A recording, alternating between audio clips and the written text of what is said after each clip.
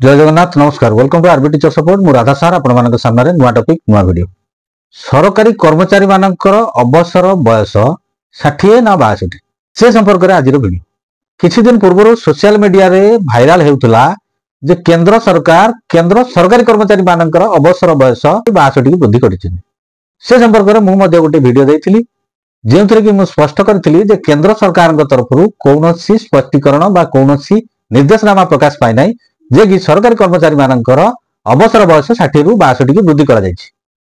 एबे सरकारी कर्मचारी मानकर अवसर बयस को नहीं एक अपडेट आछि से अपडेट मु आपण मानक सामने रखिया पय जाउछि। आज जो अपडेट विषय रे मु आपण मानक सामने रखिया पय जाउछि यह ऑथेंटिक अपडेट एवं एथिरे स्पष्ट भाव रे आपण जानि परिबे जे प्रकृत रे केंद्र सरकारी कर्मचारी मानकर अवसर बयस वृद्धि करछन्ति कि नाही। वीडियो टी शेष पर्यंत देखंतु चैनल सब्सक्राइब कर नथिले सब्सक्राइब कर नोटिफिकेशन बेल ऑन कर दियंतु जा फल जेते बेले चैनल अपडेट वीडियो आसीबो प्रथमे नोटिफिकेशन रे आपन सूचना मिल जिवो। वीडियो टी भल लागिले लाइक और शेयर करिया पय भूलियो नै।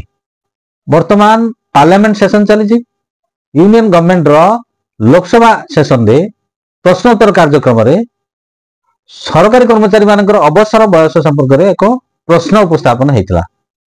डिसेंबर 4 तारिख रे लोकसभा रे माननीय एमपी तेजस्वी सूर्य प्रश्न करथिले जे सरकारी कर्मचारी मानकर अवसर बयस संपर्क रे से संपर्क रे लोकसभा रे माननीय मंत्री डॉक्टर जितेंद्र सिंह तार उत्तर रखथिले। कोन रहितला से उत्तर समस्त कथा आपनक सामने उपस्थापन करूछि। Government of India ministry of personnel public grievances and pensions department of personnel and training Lok Sabha unstarred question number 1505 to be answered on 4/12/2024 reconsideration of retirement age. Question कौन थिला? क्वेश्चन करथिले माननीय एमपी तेजस्वी सूर्य। क्वेश्चन थिला will the prime minister be please to state point number A whether the government proposes to revise the age of superannuation of all government employees after completing a maximum service period of 30 years or completing 60 years as per the date of birth whichever is earlier so as to have a uniformity in civil service and also provide an opportunity for youth of the nation in light of the available data on eligible youth for employment, that is those who are born after 2000. Point number B, if so the details thereof.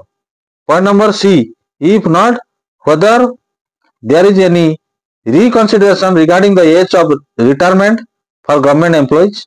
And point number D, the measures taken by the government to provide more employment for the youth in civil services. Point number 8 होची सरकार सरकारी कर्मचारी मानकर अवसर बयस उपरे कोनोसी revise करिवार प्रस्ताव रखिछन्ति कि जे कर्मचारी मानकर 30 वर्ष चाकरी किंबा 60 वर्ष बयस से मानकर केउटी को प्राथमिकता दिया जिवो जा द्वारा कि सिविल सर्विस सार्वजनीन हेबो एवं देशर युवक मानक पई चाकरी सुजोग सृष्टि हेबो। पॉइंट नंबर बी जदि समिति किछि करा जाउछि तार डिटेल्स दिया जाउ। पॉइंट नंबर सी जदि नुहे तबे सरकार सरकारी कर्मचारी मानकर अवसर बयस विषय पुनर्विचार करूछन्ति कि।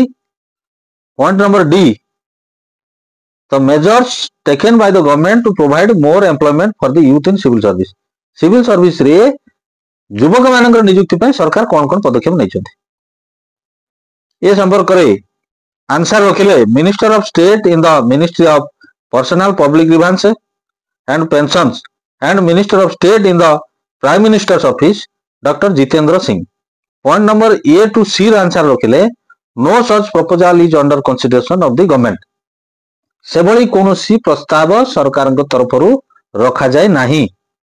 पॉइंट नंबर डी रो उत्तर रखिले government is constantly engaged in formulation of policies programmes and other measures for providing employment for the youth in civil service based on the requirement as per transaction of business in the government ministries departments of the central government have been directed from time to time to fill up vacancies post in a time and manner. Rozgar melas are organized by the government for filling of vacancies in mission mode across all the central government ministries, department, central public sector undertaking, autonomous bodies, education and health institution etc. in a time-bound manner, providing employment to youth in civil service. Civil service रे युवक माननकु नियुक्ति दबा पई सरकार विभिन्न प्रकार कार्यक्रम हाथ को नौचंती, जेपरि रोजगार मेला माध्यम रे विभिन्न प्रकार सरकारी संस्था सरकारंकर विभाग ये सबुथिरे नियुक्तिर सुजोग केमति सृष्टि होई परिबो से विषय सरकार पदक्षेप नौचंती। एई जो लोकसभा प्रश्न उत्तर कार्यक्रम रे आपण निश्चित भाव रे स्पष्ट भाव रे सूचना पाई जाइथिबे जे केंद्र सरकार सरकारी कर्मचारी मानकर अवसर बयस वृद्धि संपर्क में कौन भी निष्पत्ति नहीं ना, जहाँ भी आलोचना होची ताहार कौनसी सत्यता नहीं। आशा करे वीडियो आपण मानन पई इन्फॉर्मेटिव हेतिबो। चैनल टी सब्सक्राइब कर नथिले सब्सक्राइब कर नोटिफिकेशन बेल ऑन कर दियंतु। वीडियो टी लाइक और शेयर करंतु। कमेंट्स रे निज निजर मतामत दवा पई भूलंतु नाही। परवर्ती वीडियो पर्यंत रहउची। नमस्कार। वंदे उत्कल जननी।